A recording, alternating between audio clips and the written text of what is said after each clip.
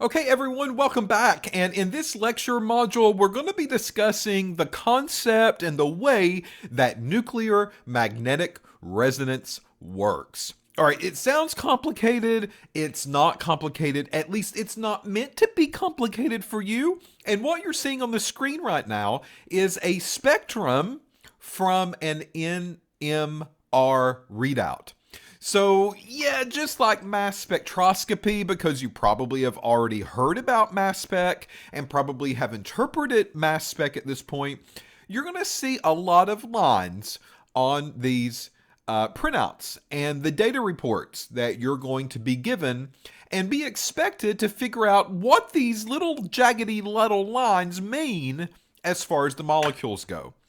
So before we go into the interpretation, I need to give you a little bit of background about NMR. All right, so first, NMR. Let's start with that abbreviation. We already know that this means nuclear magnetic resonance. All right. So let's break down these terms and kind of get our head around this concept of NMR. What is it doing? What is it focused on? And the very first one that I'm going to pinpoint is nuclear. That does not mean we're going to blow somebody up. Nuclear in this case means nucleus. So we're going to be focused on the nucleus of the atom. All right, so let's go back to general chemistry and let's talk about some basics of the atom. So here's the atom, and in the atom we have a lot of electrons that dance around and that are very free, and they can come and go as they please, kind of. Of course, all of this is just kind of made up in a sense as well, but we have electrons in these outer orbits of the atom to make up this layers of onion that we are bringing into our chemistry kitchen. All right. In the center is a core, and that core is made up of two subatomic particles. And this is what we call the nucleus, right? That was part of general chemistry back in the day. And the nucleus is going to consist of protons and neutrons. And those are my abbreviations for a proton and a neutron. A P plus for proton and a N for neutron. Neutron, of course, has no charge at all. Electrons are negative and protons are going to be positive. So nuclear magnetic resonance means that we're going to be focused on the nucleus of the atom in order to look and interpret this data about these individual molecules that come my way. All right. Now let's talk about magnetic. Magnetic in this sense is going to mean that we are going to have to apply a magnetic field on these molecules in order for them to work the way that we want them to work. So just like a magnet, and many times in general chemistry, we've often talked about a positive and maybe a negative end, and we are going to be playing around with charges. So the purpose of the magnetic field is to induce a charge, in a way, on these molecules and have them all behave the same way and put some order to the chaos that's getting ready to happen. So magnetic fields are very important, and this is why the word magnetic goes into NMR. All right, so finally we get to resonance.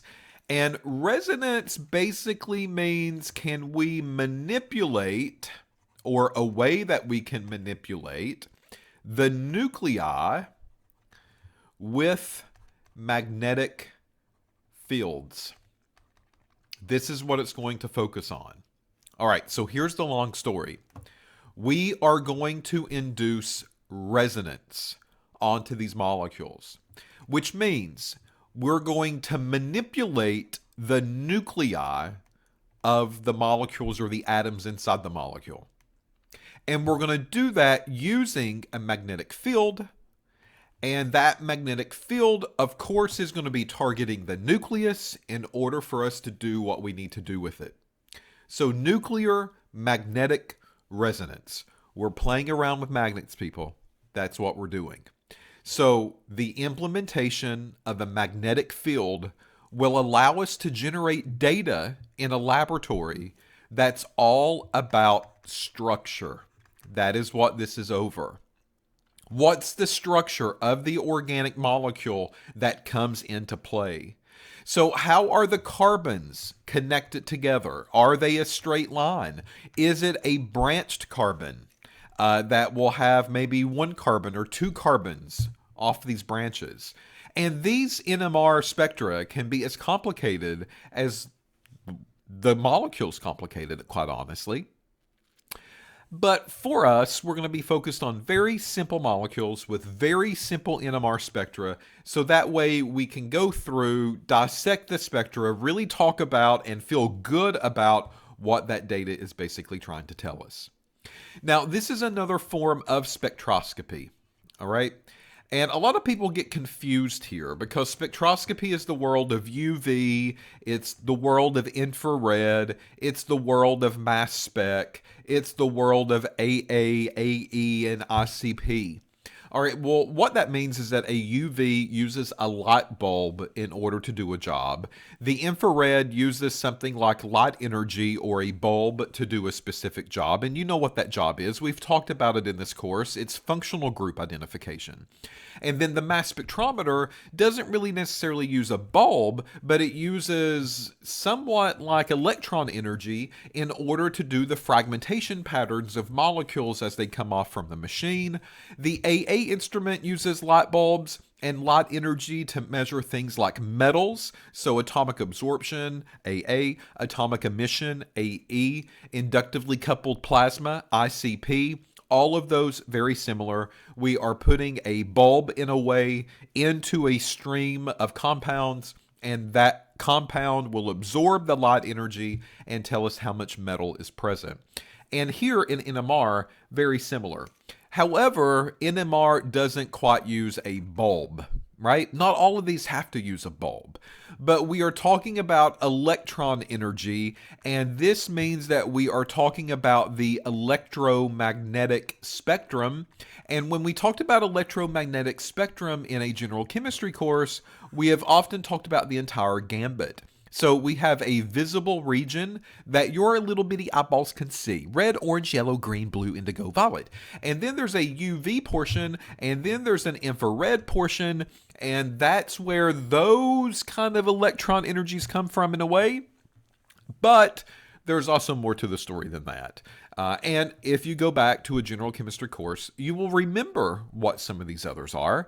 And the nuclear magnetic resonance technology will utilize an area of the electromagnetic spectrum in order to do its job. I'm not going to tell you what that is yet. That is to come in other lecture videos. But right now, just keep in mind that we are playing off of this radiation in a way in order for these molecules to do what we want them to do. All right? So the most important NMR that we're going to be talking about in this lecture series is HNMR.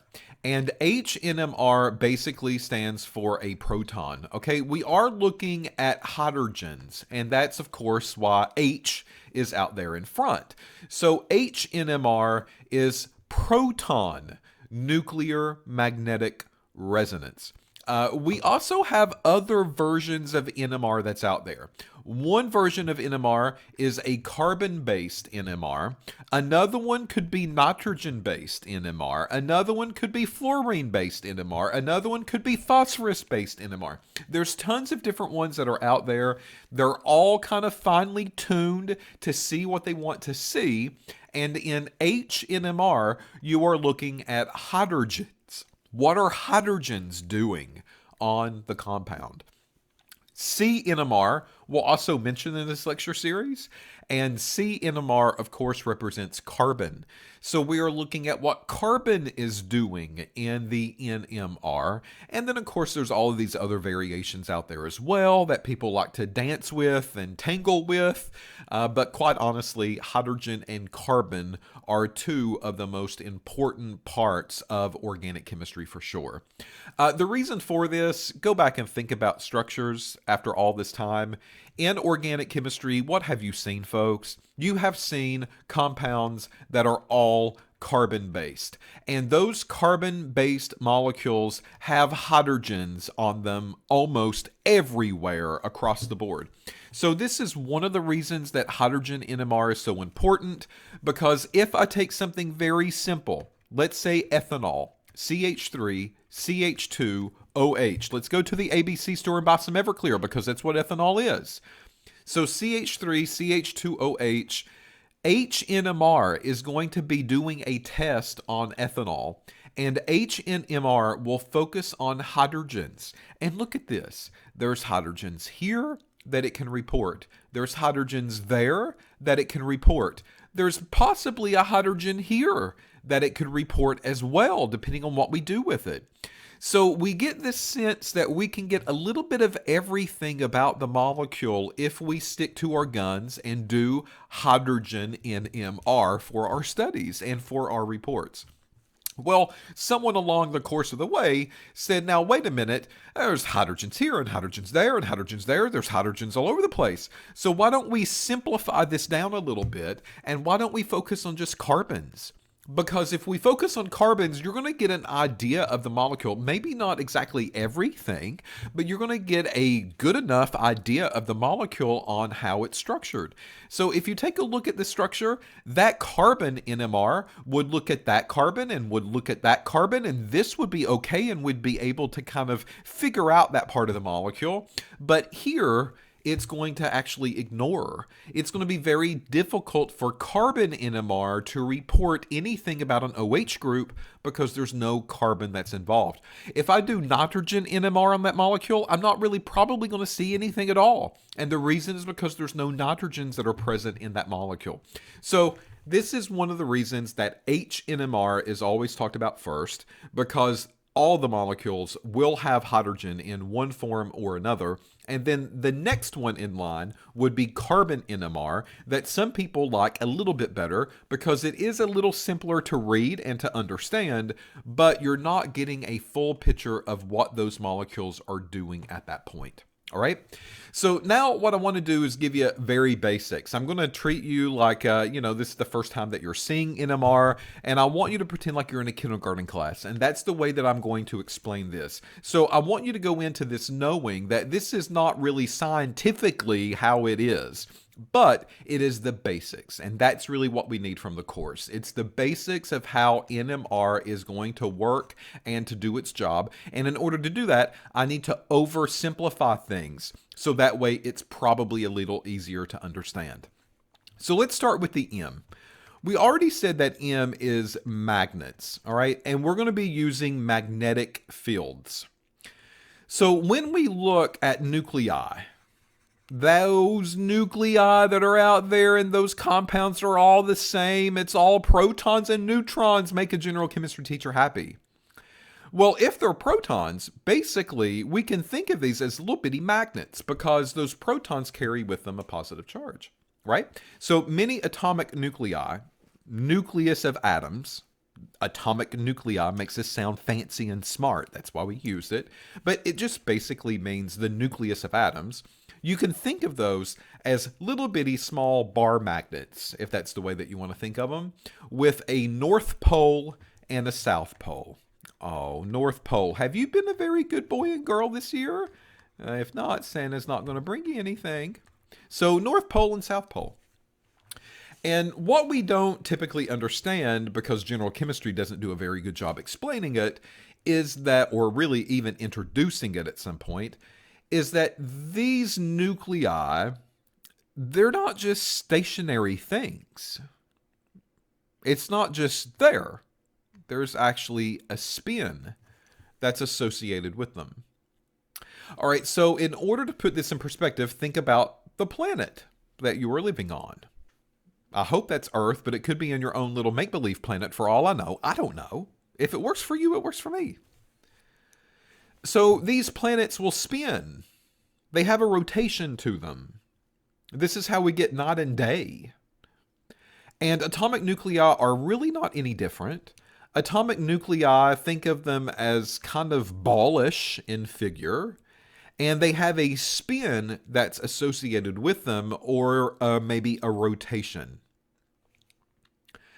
And the reason that we start with H NMR is because H is hydrogen. And let's think about hydrogen for a minute. Hydrogen from the periodic table has one proton, has one electron, and has 0 neutrons. That was something that we learned how to calculate in general chemistry. Look at your atomic numbers of the table. Hydrogen is atomic number 1. And that 1 up at the top means 1 proton, 1 electron, and it has a mass unit of 1. So mass of 1 minus the atomic number 1 is a 0. So this pretty much is a very simplistic way to look at what these atoms are going to do. And because it's just really a proton at this point, and that's it, then that makes the NMR, as far as description goes, a little bit easier for us. Plus, hydrogen's everywhere in the molecule, like we've talked about before. So there's tons of carbon to hydrogen bonds, tons of them. And this NMR will be able to pick out what these atoms are doing because they are focused on the nucleus, and that nucleus has a constant rotation with a north pole where Santa lives in Atomland and a south pole. So this is kind of the basics of any science course. There's nothing maybe surprising here, except the idea that these things rotate, and maybe you've just never thought about that before. Well, here's the problem. Let's say that I have a container, and that container has that compound in it. That container is going to have hundreds of thousands or millions of molecules that are all in that container. Maybe it's in a beaker, maybe it's in a flask, maybe it's in a sample container. I don't know where it's at, but there's tons of these molecules that are in there. And each one of these molecules, if I enlarge what that molecule looks like, could be a carbon chain with some carbons that are hanging off of it at this point. I don't know, I'm just making it up. We'll figure that out as we get to look at some of these examples. And now you need to go into this realizing that each one of these carbons have hydrogens on them. There's a hydrogen here, and a hydrogen there, and a hydrogen here. There's one here, there's one there, and there's one there. There's one here. There's 2 here to make 4 bonds. There's one there. There's one here, one there. There's 3 on this carbon to make it a total of 4. There's 2. And here's 3. Folks, that's a lot of hydrogens here, right? So the reason that I'm bringing up the spin of the nuclei and the rotation of the nuclei and the concept that nuclei have a north and a south is for this reason. You have a molecule. That molecule has multiple hydrogens. That means that each one of these hydrogens have a nucleus. That means that every single one of these nuclei will have a rotation because every single nuclei has a north pole and a south pole. That also means that these nuclei will spin, and they will spin maybe left to right. Some of them maybe could spin backward, right to left. Some of these could spin up and down. In other words, they can spin in whatever order they want to spin into. They can point in many different directions. We have no control of that, folks. That's just the way the molecule comes to us. So all of these hydrogens have nuclei. All the nuclei are spinning. All of the nuclei are spinning the way that they want to spin, and they're not necessarily all lined up perfectly in a row. And if they're not lined up perfectly in a row, it's going to be very hard for us to do any kind of studies with them. And the reason is because they're all over the place. How are you going to keep up with them? You can't. Too many variables that are happening here. So, one of the first things that we do in NMR is put the M in NMR. We put a magnet onto this molecule. And by putting a magnet that has a very strong magnetic field, attention! That's what happens to all of the protons. Oh, I see. We can put order to the chaos. The magnet will make all of these protons line up all in a row. All of their spins are going to be pointed in the same direction. So that is the purpose of the magnet. Spins in the same direction. Without the magnet, we would not be able to do this on that molecule. They're very comfortable in that position, right? They're perfectly okay. They don't really have to do anything. They can continue to spin. We're not taking that from them. And as long as they continue to spin, they get to do whatever they want to do without any gripes, moans, or complaints. So a magnetic field is placed onto the molecule, and that magnetic field, attention, makes all of them line up in the same direction, and they're still spinning, but it takes a variable away. I need you to think of this as like a little lazy kid that's on a swing. They're not going anywhere. They're very happy. They don't have to use their legs to push the swing. And as long as they don't have to do any work, those lazy kids are going to be perfectly okay on that swing, right? They just have to sit there, for goodness sakes. Well, today they probably will sit there on their phones. That's what they'll be doing. Their fingers will be at work. Their feet won't. So if they can sit on a swing and not really have to put any work involved and just sit there, they're lazy. That's what they want to do. And that's what these nuclei are doing as well. They're just sitting there. We've put them all onto a swing. We've put them all facing in the same direction on the playground, but they're not really doing anything. They can just sit there and wait. And those are perfectly fine for those nuclei to do that. All right, so here's an image that you might see in a textbook, depending on what textbook that you're using, if you're even using one. And here to the left, you're going to be seeing, here's just a kind of a representation of the nuclei just spinning in whatever direction they want to spin in. Doesn't really matter. So we put a little bit of energy into the system, and we put a magnetic field onto the system, and then we get this magnetic field to, attention, make them all line up.